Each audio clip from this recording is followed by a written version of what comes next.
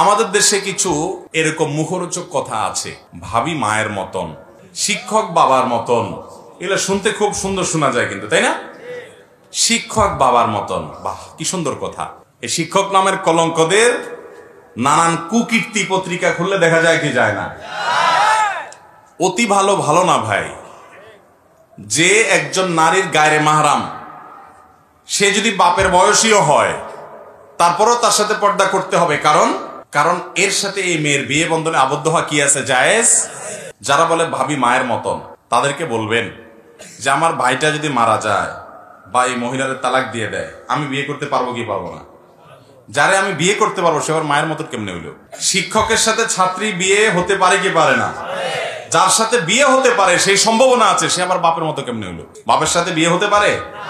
তাহলে যার সাথে বিয়ে হতে পারে না তার সাথে তুলনা বাপের সাথে চলে, যার সাথে বিয়ে হতে পারে সে আবার বাপের মতো কেমনে?